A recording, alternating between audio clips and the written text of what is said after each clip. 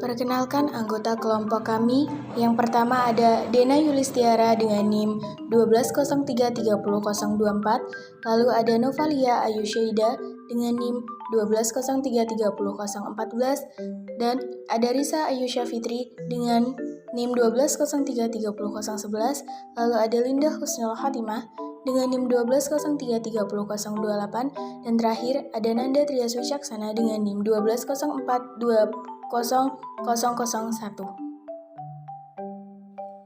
Pada video kali ini kami akan membahas tentang penerapan motor listrik sederhana pada mesin cuci sebagai prinsip gaya Lorentz.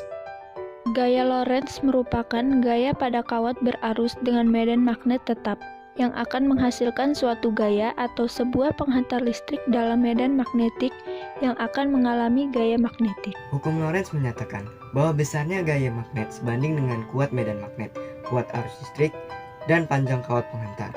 Dan apabila arah arus listrik tegak lurus dengan arah medan magnet, maka besar gaya Lorentz dapat dirumuskan dengan F sama dengan B kali I kali L.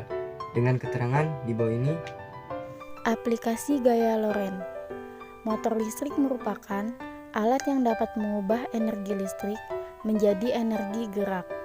Berdasarkan sumber tegangannya, motor listrik dibagi menjadi dua bagian. Yang pertama, motor listrik arus bolak-balik atau yang biasa disebut dengan AC. AC biasanya sering digunakan pada peralatan rumah tangga seperti mesin cuci, pompa air, dan lain-lain. Kemudian ada motor listrik arus searah atau biasa yang disebut dengan DC. DC biasanya terdapat pada komponen elektronik dan barang yang dilengkapi dengan baterai. Motor listrik pada mesin cuci 2 tabung terdiri dari dua bagian, yaitu motor listrik untuk pencuci dan motor listrik untuk pengering, di mana keduanya memiliki fungsi yang berbeda. Cara kerja mesin cuci. Mesin cuci termasuk dalam motor listrik AC atau alternating current yang sumber dayanya ada pada motor induksi satu fase, di mana motor listrik AC bekerja berdasarkan induksi medan magnet antara rotor dan stator. Stator merupakan lilitan tembaga yang tidak bergerak. Lilitan tembaga ini jika dialiri arus listrik maka akan menghasilkan medan magnet. Dan rotor adalah bagian yang berputar. Rotor ini dapat berputar karena adanya medan magnet yang dihasilkan oleh lilitan kabel tembaga. Selanjutnya kami akan melakukan percobaan pada motor listrik sederhana. Parameter yang akan diuji adalah kuat medan magnet, arus listrik, dan panjang kawat. Alat dan bahan yang digunakan yaitu magnet, kawat tembaga, batu baterai, slot tip, amplas, dan peniti. Untuk membuat motor listrik sederhana, pertama-tama rekatkan peniti pada ujung kutub baterai, kutub positif, dan kutub negatif. Kemudian masukkan lilitan kawat tembaga pada ujung peniti untuk diuji menggunakan magnet.